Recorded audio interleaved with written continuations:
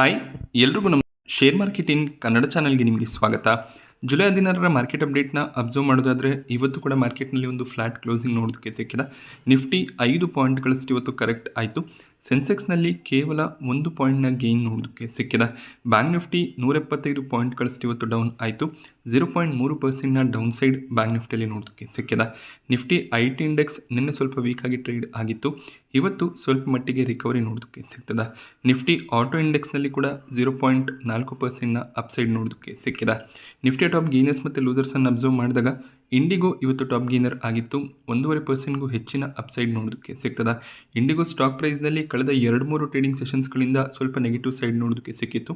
ಈಗ crude prices ಸ್ವಲ್ಪ ಮಟ್ಟಿಗೆ ಸಸ್ಟೈನ್ ಆಗ್ತದೆ.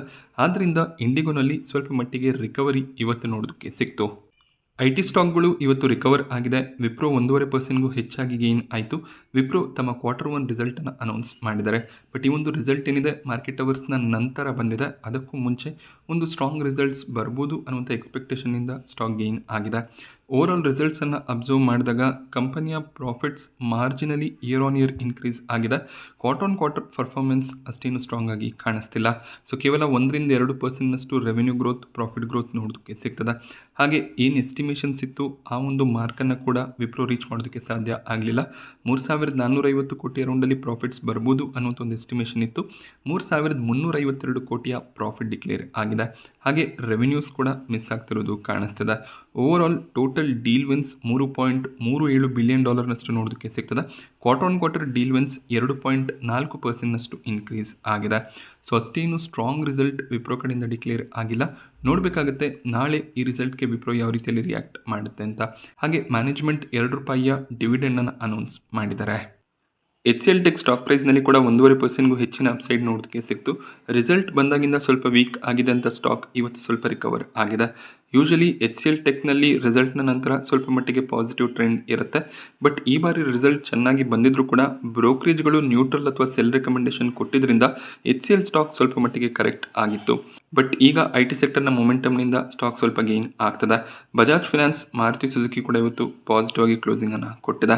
ಟಾಪ್ ಲೂಸರ್ಸನ್ನು ಅಬ್ಸರ್ವ್ ಮಾಡಿದಾಗ ಎಟರ್ನಲ್ ಟಾಪ್ ಲೂಸರ್ ಆಗಿತ್ತು. 3% ಡೌನ್ ಸೈಡ್ ಎಟರ್ನಲ್ನಲ್ಲಿ ನೋಡೋದಕ್ಕೆ ಸಿಗ್ತದೆ. SBI ಲೈಫ್ ಇನ್ಶೂರೆನ್ಸ್ ಕೂಡ 2.5% ಅರೌಂಡಲ್ಲಿ ಕರೆಕ್ಟ್ ಆಗಿದೆ. BLನಲ್ಲಿ ಕೂಡ 1% ಡೌನ್ ಸೈಡ್ ನೋಡೋದಕ್ಕೆ ಸಿಕ್ತು. ಶ್ರೀರಾಮ್ ಫಿನಾನ್ಸ್, HDFC ಬ್ಯಾಂಕ್ ಕೂಡ ನೆಗೆಟಿವ್ ಆಗಿ ಕ್ಲೋಸ್ ಆಗಿದೆ.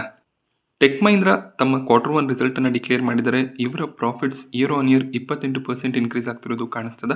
ಕ್ವಾರ್ಟರ್ ಕೂಡ ಪ್ರಾಫಿಟ್ಸ್ ಸ್ಟ್ರಾಂಗ್ ಆಗಿ ಜಂಪ್ ಆಗಿದೆ. ಹಾಗೆ ರೆವೆನ್ಯೂಸ್ 18% ಇನ್ಕ್ರೀಸ್ ಆಗಿದೆ. ಬಟ್ ಸ್ಟಿಲ್ ಬ್ರೋಕರೇಜ್ಗಳ ಎಸ್ಟಿಮೇಷನ್ 1,684 ಕೋಟಿಯ ಪ್ರಾಫಿಟ್ ಆಗಿತ್ತು. 1,465 ಕೋಟಿಯ ಪ್ರಾಫಿಟ್ ಮಾತ್ರ ಡಿಕ್ಲೇರ್ ಆಗಿದೆ. ಸೊ ಇಲ್ಲೂ ಕೂಡ ಅಷ್ಟೇ ಎಸ್ಟಿಮೇಷನ್ಸ್ ಮಿಸ್ ಆಗ್ತಿರೋದು ಕಾಣಿಸ್ತದೆ. ಬಟ್ ಓವರ್ ಆಲ್ ರಿಸಲ್ಟನ್ನು ಕಂಪೇರ್ ಮಾಡಿದಾಗ ರಿಸಲ್ಟ್ ಸ್ಟ್ರಾಂಗ್ ಆಗಿನೇ ಬಂದಿದೆ. ಸೊ ವಿಪ್ರೋಗೆ ಕಂಪೇರ್ ಮಾಡಿದಾಗ ಟೆಕ್ ಮಹೀಂದ್ರಾದ ರಿಸಲ್ಟ್ ಸ್ಟ್ರಾಂಗ್ ಆಗಿ ಬರ್ತಿರೋದು ಕಾಣಿಸ್ತದೆ. ಎಕ್ಸ್ಪೆಕ್ಟೇಷನ್ಸ್ ಜಾಸ್ತಿ ಇತ್ತು. ಬಟ್ ಸ್ಟಿಲ್ ಒಳ್ಳೆ ಒಂದು ಪ್ರಾಫಿಟ್ ರೆವೆನ್ಯೂಸ್ ಡಿಕ್ಲೇರ್ ಆಗ್ತದೆ. ಹಾಗೆ ಕಂಪನಿ $1 ಬಿಲಿಯನ್ಗೂ ಹೆಚ್ಚಿನ ಡೀಲ್ಸನ್ನು ಸೈನ್ ಮಾಡಿದರೆ ಇದು ಕೂಡ ಪಾಸಿಟಿವ್ ಸೈನ್ ಆಗಿರುತ್ತೆ. ಟೆಕ್ ಮಹೀಂದ್ರ ಕೂಡ ಇವತ್ತು 1%ಗೂ ಹೆಚ್ಚಾಗಿ ಗೇನ್ ಆಗಿ ಕ್ಲೋಸಿಂಗನ್ನು ಕೊಟ್ಟಿದೆ. ನೋಡಬೇಕಾಗುತ್ತೆ ಈ ರಿಸಲ್ಟ್ಗೆ ನಾಳೆ ಟೆಕ್ ಮಹೀಂದ್ರ ಯಾವ ರೀತಿಯಲ್ಲಿ ರಿಯಾಕ್ಟ್ ಮಾಡುತ್ತೆ ಅಂತ. ಗ್ರೋ ಸ್ಟಾಕ್ ಪ್ರೈಸ್ನಲ್ಲಿ ಕಂಟಿನ್ಯೂಸ್ ಪಾಸಿಟಿವ್ ಟ್ರೆಂಡ್ ಕಾಣಿಸ್ತಿತ್ತು. ಬಟ್ ಇವತ್ತು ಸ್ಟಾಕ್ 5% ಫಾಲ್ ಆಗಿದೆ. ಒಂದು ಸ್ಟ್ರಾಂಗ್ Q1 ರಿಸಲ್ಟನ್ನು ಕಂಪನಿ ಡಿಕ್ಲೇರ್ ಮಾಡಿದ್ರು. ಬಟ್ ಈಗ ಸ್ವಲ್ಪ ಮಟ್ಟಿಗೆ ಪ್ರಾಫಿಟ್ ಬುಕಿಂಗ್ ಬರ್ತದೆ. ಬಟ್ ಬ್ರೋಕರೇಜಸ್ಗಳು ಒಳ್ಳೆ ಒಂದು ಟಾರ್ಗೆಟ್ಸನ್ನು ಗ್ರೋನಲ್ಲಿ ಕೊಟ್ಟಿದ್ದಾರೆ. ಮೊದಲನೇದಾಗಿ ಮೋತಿಲಾಲ್ ಓಸ್ವಾಲ್ 250ರ ಟಾರ್ಗೆಟ್ ಪ್ರೈಸನ್ನು ಕೊಟ್ಟು ಬೈ ರೆಕಮೆಂಡೇಶನ್ ಕೊಡ್ತಾ ಇದ್ದಾರೆ. ಸಿಟಿ ಕಡೆಯಿಂದ ಕೂಡ ಬೈ ರೆಕಮೆಂಡೇಶನ್ ಇದೆ. 255ರ ಟಾರ್ಗೆಟ್ ಪ್ರೈಸ್ ನೋಡೋದಕ್ಕೆ ಸಿಗ್ತದೆ. ಹಾಗೆ JM ಫಿನಾನ್ಷಿಯಲ್ಸ್ ಕೂಡ 170 ಇದ್ದಂಥ ಟಾರ್ಗೆಟ್ ಪ್ರೈಸನ್ನು 250ಕ್ಕೆ ಇನ್ಕ್ರೀಸ್ ಮಾಡಿದ್ದಾರೆ. ಸೊ ಗ್ರೋನಲ್ಲಿ ಇನ್ವೆಸ್ಟೆಡ್ ಇದ್ರೆ ಖಂಡಿತವಾಗ್ಲೂ ಕಂಟಿನ್ಯೂ ಮಾಡ್ಬೋದು ಅನ್ನೋದು ಬ್ರೋಕರೇಜ್ಗಳ ವ್ಯೂ ಆಗಿರುತ್ತೆ. ಹಾಗೆ quarter year on year profits jump ಆಗ್ತಿರೋದು ಖಂಡಿತವಾಗ್ಲೂ ಪಾಸಿಟಿವ್ ಸೈನ್ ಆಗಿರುತ್ತೆ. ಹಾಗೆ ಫ್ಯೂಚರ್ನಲ್ಲಿ ಇನ್ನೂ ಹೆಚ್ಚಿನ ಗ್ರೋತ್ನ ಎಕ್ಸ್ಪೆಕ್ಟೇಷನ್ ಇರುತ್ತೆ ಅನ್ನೋದು ಬ್ರೋಕರೇಜ್ಗಳ ವ್ಯೂ ಆಗಿದೆ. ಏಂಜಲ್ ಒನ್ ಸ್ಟಾಕ್ ಪ್ರೈಸ್ನಲ್ಲಿ ಇವತ್ತು 2.5% ಡೌನ್ ಸೈಡ್ ನೋಡೋದಕ್ಕೆ ಸಿಕ್ತು. ನಿನ್ನೆ ಕಂಪನಿ ತಮ್ಮ ರಿಸಲ್ಟ್ಸನ್ನು ಅನೌನ್ಸ್ ಮಾಡಿದ್ರು. ಅಷ್ಟೇನು ಸ್ಟ್ರಾಂಗ್ ರಿಸಲ್ಟ್ಸ್ ನೋಡೋದಕ್ಕೆ ಸಿಕ್ಕಿರಲಿಲ್ಲ. ಆ ರೀಸನ್ನಿಂದ ಸ್ವಲ್ಪ ಮಟ್ಟಿಗೆ ವೀಕ್ನೆಸ್ ಸ್ಟಾಕ್ ಪ್ರೈಸ್ನಲ್ಲಿ ನೋಡೋದಕ್ಕೆ ಸಿಗ್ತದೆ. ಬಟ್ ಕ್ಲೈಂಟ್ ಗ್ರೋತ್ ಸ್ಟ್ರಾಂಗ್ ಆಗಿ ಇದೆ. ಓವರ್ ಆಲ್ ಗ್ರೋಗೆ ಕಂಪೇರ್ ಮಾಡಿದಾಗ ಅಷ್ಟು ಸ್ಟ್ರಾಂಗ್ ರಿಸಲ್ಟ್ ಏಂಜಲ್ ಒನ್ನ ಕಡೆಯಿಂದ ಡಿಕ್ಲೇರ್ ಆಗಿರಲಿಲ್ಲ. ಜುಲೈ 20ಕ್ಕೆ ಪೇಟಿಎಂನ ಬೋರ್ಡ್ ಮೀಟಿಂಗ್ ಇರುತ್ತೆ. ಈ ಒಂದು ಬೋರ್ಡ್ ಮೀಟಿಂಗ್ನಲ್ಲಿ Q1 ರಿಸಲ್ಟ್ಸ್ ಅನೌನ್ಸ್ ಆಗುತ್ತೆ. ಅದರ ಜೊತೆಯಲ್ಲಿ ಬೋನಸ್ ಅನ್ನು ಕೂಡ ಇಶ್ಯೂ ಮಾಡೋ ಬಗ್ಗೆ ಡಿಸ್ಕಷನ್ಸ್ ಆಗುತ್ತೆ. ಸೊ ಮೊದಲನೇ ಬಾರಿಗೆ ಲಿಸ್ಟ್ ಆದಮೇಲೆ ಪೇಟಿಎಂ ಬೋನಸನ್ನು ಇಶ್ಯೂ ಮಾಡ್ತಿದ್ದಾರೆ. ಹಾಗೆ ಸ್ಟಾಕ್ ಪ್ರೈಸ್ನಲ್ಲಿ ಕೂಡ ಒಂದು ಸ್ಟ್ರಾಂಗ್ ಮೊಮೆಂಟಮ್ ಸಸ್ಟೈನ್ ಆಗ್ತಿರೋದು ಕಾಣಿಸ್ತಿದೆ. ಬಿಸ್ನೆಸ್ ಕೂಡ ಸ್ಟ್ರೆಂಥನ್ ಆಗ್ತಿದೆ. ಈ ಒಂದು ಕ್ವಾರ್ಟರ್ನಲ್ಲಿ ಒಳ್ಳೆ ಒಂದು ಪ್ರಾಫಿಟ್ ಗ್ರೋತ್ ಕಾಣಿಸಿದ್ರೆ ಬೋನಸ್ ಕೂಡ ಇಶ್ಯೂ ಆದರೆ ಒಂದು ಸ್ಟ್ರಾಂಗ್ ಮೊಮೆಂಟಮ್ನ ಎಕ್ಸ್ಪೆಕ್ಟೇಷನ್ ಇರುತ್ತೆ. ಸೊ 1:1, 1:2 ಯಾವ ರೀತಿಯಲ್ಲಿ ಬೋನಸ್ ಇಶ್ಯೂ ಆಗುತ್ತೆ ಇದು ನಮಗೆ ಜುಲೈ 20ಕ್ಕೆ ಗೊತ್ತಾಗುತ್ತೆ. ನ್ಯೂಜನ್ ಸಾಫ್ಟ್ವೇರ್ ತಮ್ಮ Q1 ರಿಸಲ್ಟ್ಸನ್ನು ಅನೌನ್ಸ್ ಮಾಡಿದ್ದಾರೆ. ಪ್ರಾಫಿಟ್ಸ್ 41% ಫಾಲ್ ಆಗಿದೆ. ಕ್ವಾರ್ಟರ್ ಪ್ರಾಫಿಟ್ ಫಾಲ್ ಆಗಿದ್ದರಿಂದ ಸ್ಟಾಕ್ ಪ್ರೈಸ್ನಲ್ಲಿ ಕೂಡ ವೀಕ್ನೆಸ್ ಬಂದಿದೆ. 3%ನಷ್ಟು ಸ್ಟಾಕ್ ಇವತ್ತು ಕರೆಕ್ಟ್ ಆಯಿತು. ಕಂಪನಿ ಒಳ್ಳೆ ಒಂದು ಡೀಲ್ಸ್ಗಳನ್ನು ವಿನ್ ಮಾಡ್ತಿದ್ರು. ಸಾಕಷ್ಟು ಸಣ್ಣ ಡೀಲ್ಸ್ಗಳು ಬರ್ತಿತ್ತು, ಬಟ್ ಸ್ಟಿಲ್ ಪ್ರಾಫಿಟ್ಸ್ ಡ್ರಾಪ್ ಆಗಿದೆ. ITC ಹೋಟೆಲ್ಸ್ ಕೂಡ ತಮ್ಮ ಕ್ವಾರ್ಟರ್ಲಿ ರಿಸಲ್ಟನ್ನು ಅನೌನ್ಸ್ ಮಾಡಿದ್ದಾರೆ. ಪ್ರಾಫಿಟ್ಸ್ ಕ್ವಾರ್ಟರ್ 43%ನಷ್ಟು ಫಾಲ್ ಆಗಿದೆ. ಈ ರೀಸನ್ನಿಂದ ಸ್ಟಾಕ್ ಪ್ರೈಸ್ನಲ್ಲಿ 5%ನ ಡೌನ್ ಸೈಡ್ ನೋಡೋದಕ್ಕೆ ಸಿಕ್ಕಿದೆ. ಸೊ ITCಯಿಂದ ಡಿಮರ್ಜ್ ಆದಮೇಲೆ ಮೊದಲನೇ ಬಾರಿಗೆ ಈ ರೀತಿಯಲ್ಲಿ ಪ್ರಾಫಿಟ್ ಡ್ರಾಪ್ ಕಾಣಿಸ್ತಿದೆ. ನೋಡಬೇಕಾಗುತ್ತೆ ನೆಕ್ಸ್ಟ್ ಕ್ವಾರ್ಟರ್ಗಳಲ್ಲಿ ಪ್ರಾಫಿಟ್ ರಿಕವರಿ ಇರುತ್ತಾ ಅಂತ. ಸೊ ಒಂದೆರಡು ಕ್ವಾರ್ಟರ್ ಸ್ಟ್ರಾಂಗ್ ಪ್ರಾಫಿಟ್ಸ್ ಬಂದು ಸಡನ್ನಾಗಿ ಪ್ರಾಫಿಟ್ ಸ್ವಲ್ಪ ಡ್ರಾಪ್ ಆದರೆ ಈ ರೀತಿಯಲ್ಲಿ ಸ್ವಲ್ಪ ಮಟ್ಟಿಗೆ ಪ್ರೆಷರ್ ಕ್ರಿಯೇಟ್ ಆಗುತ್ತೆ. ಒಂದು ಕ್ವಾರ್ಟರ್ನಲ್ಲಿ ಸ್ವಲ್ಪ ಪ್ರಾಬ್ಲಮ್ಸ್ ಇರ್ಬೋದು, ಬಟ್ ನೆಕ್ಸ್ಟ್ ಕ್ವಾರ್ಟರ್ನಲ್ಲಿ ಪ್ರಾಫಿಟ್ಸ್ ಇಂಪ್ರೂವ್ ಆದರೆ ಮತ್ತೆ ಸ್ಟಾಕ್ ರಿಕವರ್ ಆಗುವಂಥ ಚಾನ್ಸಸ್ ಇರುತ್ತೆ. ಡಿಕ್ಸಾನ್ ಟೆಕ್, ಕೇನ್ಸ್ ಟೆಕ್ನಾಲಜಿ, CNDLM ಈ ರೀತಿಯ EMS ಸ್ಟಾಕ್ಗಳಲ್ಲಿ ಹಾಗೆಯೇ ಮೊಬೈಲ್ ಮ್ಯಾನುಫ್ಯಾಕ್ಚರಿಂಗ್ ಸ್ಟಾಕ್ಗಳಲ್ಲಿ ಒಳ್ಳೆಯ ಒಂದು ಮೊಮೆಂಟಮ್ ನೋಡೋದಕ್ಕೆ ಸಿಕ್ಕಿದೆ. ಇದಕ್ಕೆ ರೀಸನ್ ಸೆಂಟ್ರಲ್ ಗೌರ್ಮೆಂಟ್ನ ಕಡೆಯಿಂದ ಬಂದಿರುವಂಥ 1.9 ಲಕ್ಷ ಕೋಟಿಯ ಸೆಮಿಕಂಡಕ್ಟರ್ ಮತ್ತು ಮೊಬೈಲ್ ಮ್ಯಾನುಫ್ಯಾಕ್ಚರಿಂಗ್ ಬೂಸ್ಟ್ ಆಗಿರುತ್ತೆ. ಸೊ PLI ಸ್ಕೀಮ್ನ ಅಂಡರಲ್ಲಿ ಈ ಎಲ್ಲ ಕಂಪನಿಗಳಿಗೆ ಗೌರ್ಮೆಂಟ್ ಸಬ್ಸಿಡಿಯನ್ನು ಪ್ರೊವೈಡ್ ಮಾಡ್ತಾರೆ. ಆ ಒಂದು ರೀಸನ್ನಿಂದ ಸ್ಟಾಕ್ ಪ್ರೈಸ್ನಲ್ಲಿ ಮೊಮೆಂಟಮ್ ನೋಡೋದಕ್ಕೆ ಸಿಗ್ತದೆ. ಡಿಕ್ಸಾನ್ ಸ್ಟಾಕ್ನಲ್ಲಿ ಸಾಕಷ್ಟು ವೀಕ್ನೆಸ್ ಬಂದಿತ್ತು, ಬಟ್ ಈಗ ಒಂದು ಸ್ಟ್ರಾಂಗ್ ರಿಕವರಿ ಬರ್ತದೆ. ಹಾಗೆ ಸೆಮಿಕಂಡಕ್ಟರ್ ಮ್ಯಾನುಫ್ಯಾಕ್ಚರಿಂಗ್ ಸೆಗ್ಮೆಂಟ್ನಲ್ಲಿ ಕೇನ್ಸ್ ಟೆಕ್, CNDLM ಕೂಡ ಒಳ್ಳೆ ಒಂದು ಗ್ರೋತನ್ನು ಪಡ್ಕೊಳ್ಳುವಂಥ ಸಾಧ್ಯತೆ ಇರುತ್ತೆ. ABB ಇಂಡಿಯಾ ಸ್ಟಾಕ್ ಪ್ರೈಸ್ನಲ್ಲಿ ಇವತ್ತು 6% ಜಂಪ್ ನೋಡೋದಕ್ಕೆ ಸಿಕ್ತು. ಇದಕ್ಕೆ ರೀಸನ್ ಇವರ parent company ABB Switzerland based company ಒಂದು ಆಕ್ವಿಸಿಷನನ್ನು ಮಾಡ್ತಿದ್ದಾರೆ. $5.5 ಬಿಲಿಯನ್ ಆಕ್ವಿಸಿಷನ್ ಆಗ್ತದೆ. ರೋಟಾರ್ಕ್ ಅನ್ನುವಂಥ UK ಬೇಸ್ಡ್ ಕಂಪನಿಯನ್ನು ಇವರು ಅಕ್ವೈರ್ ಮಾಡ್ಕೋತಿದ್ದಾರೆ. ಈ ರೋಟಾರ್ಕ್ ಕಂಪನಿ ಅಕ್ವೈರ್ ಆದಮೇಲೆ ABB ಸ್ವಿಸ್ ಬೇಸ್ಡ್ ಕಂಪನಿ ಏನಿದೆ, ABB ಇಂಡಿಯಾದ ಪೇರೆಂಟ್ ಕಂಪನಿ, ಅವರ ರೆವೆನ್ಯೂಗೆ 3%ನಷ್ಟು ಅಡಿಷನ್ ಆಗುತ್ತೆ. ಹಾಗೆಯೇ ಈ ರೋಟಾರ್ಕ್ ಅನ್ನುವಂಥ ಕಂಪನಿ ರೀಸೆಂಟಾಗಿ ಒಳ್ಳೆ ಒಂದು ಪರ್ಫಾರ್ಮೆನ್ಸನ್ನು ಕೊಡ್ತಾ ಬರ್ತದೆ. 2025ರಲ್ಲಿ ಇವರು $1 ಬಿಲಿಯನ್ ರೆವೆನ್ಯೂನ ಕೂಡ ಟಚ್ ಮಾಡಿದರು. ಈ ಒಂದು ಆಕ್ವಿಸಿಷನ್ ಖಂಡಿತವಾಗ್ಲೂ ABBಗೆ ಪಾಸಿಟಿವ್ ಆಗಿರುತ್ತೆ. ಸೊ ಪೇರೆಂಟ್ ಕಂಪನಿಯಲ್ಲಿ ಒಳ್ಳೆ ಒಂದು ಗ್ರೋತ್ ಎಕ್ಸ್ಪೆಕ್ಟೇಷನ್ ಇರೋದ್ರಿಂದ ABB ಇಂಡಿಯಾ ಕೂಡ ಇವತ್ತು ಸ್ಟ್ರಾಂಗ್ ಆಗಿ ಟ್ರೇಡ್ ಆಗಿದೆ. ಲೇಸರ್ ಪವರ್ ಆ್ಯಂಡ್ ಇನ್ಫ್ರಾ ಇವತ್ತು ಮಾರ್ಕೆಟ್ನಲ್ಲಿ ಲಿಸ್ಟ್ ಆಯಿತು. ಎಕ್ಸ್ಪೆಕ್ಟೇಷನ್ ರೀತಿಯಲ್ಲಿ ಒಂದು ಸ್ಟ್ರಾಂಗ್ ಲಿಸ್ಟಿಂಗ್ ನೋಡೋದಕ್ಕೆ ಸಿಕ್ಕಿದೆ. ಕಂಪನಿ ಸೆಟ್ ಮಾಡಿದಂಥ ಪ್ರೈಸ್ $214 ಆಗಿತ್ತು. 270 ಅರೌಂಡಲ್ಲಿ ಸ್ಟಾಕ್ ಟ್ರೇಡ್ ಆಗಿದೆ. ಓಪನಿಂಗ್ ಸ್ಟ್ರಾಂಗ್ ಆಗೇ ಇತ್ತು.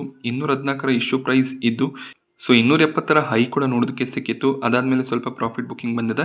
262 ಪ್ರೈಸ್ನಲ್ಲಿ ಕ್ಲೋಸಿಂಗ್ ನೋಡೋದಕ್ಕೆ ಸಿಕ್ಕಿದೆ. ಇಲ್ಲೂ ಕೂಡ ಅಷ್ಟೇ, ನಿಮಗೆ ಅಲಾಟ್ಮೆಂಟ್ ಸಿಕ್ಕಿದ್ರೆ ಸ್ವಲ್ಪ ಶೇರ್ಸ್ಗಳನ್ನು ಸೆಲ್ ಮಾಡಿ ಪ್ರಾಫಿಟ್ಸನ್ನು ತಗೋಬೋದಾಗುತ್ತೆ.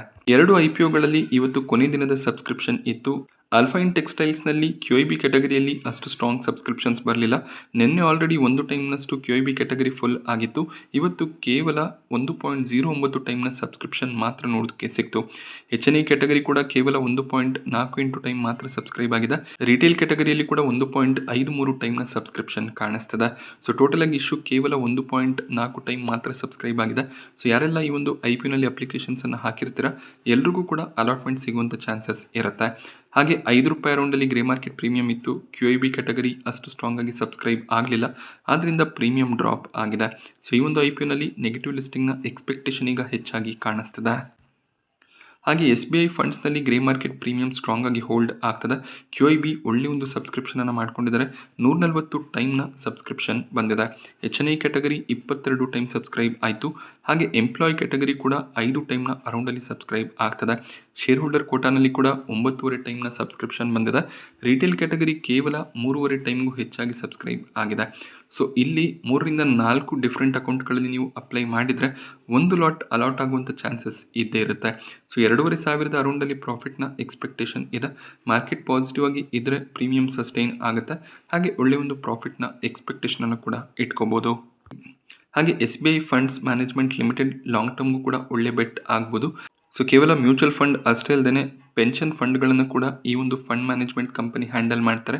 ಆ ಒಂದು ರೀಸನ್ನಿಂದ ಸ್ಟ್ರಾಂಗ್ ಪ್ರಾಫಿಟ್ ಗ್ರೋತ್, ರೆವೆನ್ಯೂ ಗ್ರೋತ್ನ ಎಕ್ಸ್ಪೆಕ್ಟೇಷನ್ ಇರುತ್ತೆ. ರೀಸೆಂಟಾಗಿ NPS ಕಾಂಟ್ರಿಬ್ಯೂಷನ್ಸ್ ಇನ್ಕ್ರೀಸ್ ಆಗ್ತದೆ. ಗೌರ್ಮೆಂಟ್ ಹೊಸ ಟ್ಯಾಕ್ಸ್ ಸ್ಲ್ಯಾಬ್ನಲ್ಲಿ ಕೂಡ ಟ್ಯಾಕ್ಸ್ ಸೇವಿಂಗ್ ಆಪ್ಷನ್ಸನ್ನು ಕೊಟ್ಟಿರೋದ್ರಿಂದ ಸಾಕಷ್ಟು ಜನ NPSಗೆ ಆಪ್ಟ್ ಆಗ್ತಿದ್ದಾರೆ. ಆದ್ದರಿಂದ SBI ಮ್ಯಾನೇಜ್ಮೆಂಟ್ ಲಿಮಿಟೆಡ್ ಮುಂದಿನ ದಿನಗಳಲ್ಲಿ ಕೂಡ ಒಳ್ಳೆ ರೆವೆನ್ಯೂ ಮತ್ತು ಪ್ರಾಫಿಟ್ ಗ್ರೋತನ್ನು ತೋರಿಸುವಂಥ ಸಾಧ್ಯತೆಗಳು ಇರುತ್ತೆ. ಸೊ ಆ ರೀಸನ್ನಿಂದ ಲಾಂಗ್ ಟರ್ಮ್ ಬೆಟ್ ಆಗಿ ಕೂಡ ಕನ್ಸಿಡರ್ ಮಾಡ್ಬೋದು. ಬಟ್ ಸಾಕಷ್ಟು ಫ್ಯಾಕ್ಟರ್ಸ್ಗಳು ಇರುತ್ತೆ. ಆ ಫ್ಯಾಕ್ಟರ್ಸ್ಗಳನ್ನು ಅಬ್ಸರ್ವ್ ಮಾಡಿ ಡಿಸಿಷನ್ಸ್ ತೊಗೋಬೇಕಾಗುತ್ತೆ. ವ್ಯಾಲ್ಯೂಯೇಷನ್ ಒಂದು ಫ್ಯಾಕ್ಟರ್, ಕ್ವಾರ್ಟರ್ಲಿ ರಿಸಲ್ಟ್ಸ್ಗಳು ಯಾವ ರೀತಿಯಲ್ಲಿ ಬರುತ್ತೆ ಅದು ಇಂಪಾರ್ಟೆಂಟ್ ಆಗುತ್ತೆ. ಹಾಗೆ ಕಂಪನಿ ಮಾರ್ಕೆಟ್ ಶೇರನ್ನು ಯಾವ ರೀತಿಯಲ್ಲಿ ಪಡ್ಕೋತಿದೆ, ಕಳ್ಕೊತಿದೆ ಅದೆಲ್ಲವನ್ನು ಕೂಡ ಅಬ್ಸರ್ವ್ ಮಾಡಬೇಕು. ನಾನಿವತ್ತು ನಿಮಗೆ ಮಾರ್ಕೆಟ್ನ ಬಗ್ಗೆ ತಿಳಿಸ್ಕೊಟ್ಟಂಥ ಇನ್ಫಾರ್ಮೇಷನ್ ಇಷ್ಟ ಆಗುತ್ತೆ ಅಂತ ಅಂದ್ಕೊಂಡಿದ್ದೀನಿ. ಇಷ್ಟ ಆದರೆ ವೀಡಿಯೋನ ಲೈಕ್ ಮಾಡಿ. ಹಾಗೆ ಇದೇ ರೀತಿಯ ಮಾರ್ಕೆಟ್ ಅಪ್ಡೇಟ್ಸ್ಗಳಿಗೆ ಚಾನಲ್ನ ಸಬ್ಸ್ಕ್ರೈಬ್ ಮಾಡ್ಕೊಳ್ಳಿ. Thank you friends.